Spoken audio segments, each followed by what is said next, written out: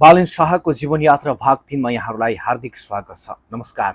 अघिल्लो भागमा हामीले बालिन शाहको ऐतिहासिक चुनावी जित र काठमाडौँको महानगरपालिकाको मेयर बन्ने यात्राबारे चर्चा गर्यौं। अब कुरा गरौं मेयरको जिम्मेवारी सम्हालेपछि उनले गरेका कामहरू र ती निर्णयहरूले किन देशभर चर्चा पाए।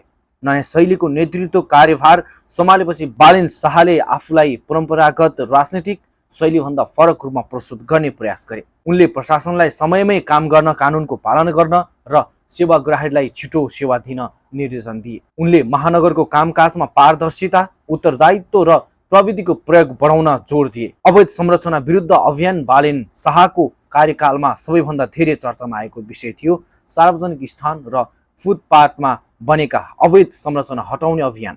महानगरले सार्वजनिक सडक, फुटपाथ र सरकारी जग्गामा बनेका केही संरचनाहरू हटाउन सुरु गर्यो।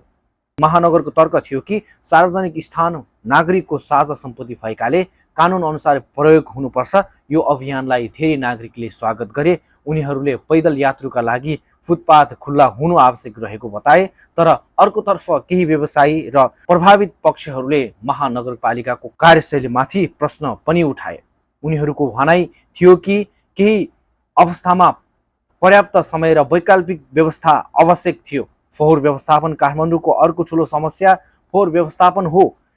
बालिन शाहले यो समस्यालाई प्राथमिकतामा राख्दै सम्बन्धित निकायसँग समन्वय गरेर नियमित रूपमा फोहोर उठाउने प्रयास गरे। यद्यपि फोहोर व्यवस्थापन केवल महानगरको जिम्मेवारी मात्र नभई अन्य स्थानीय तह, सरकारवाला निकाय र स्थानीय समुदायसँग पनि सम्बन्धित विषय भएकाले समाधान सहज थिएन।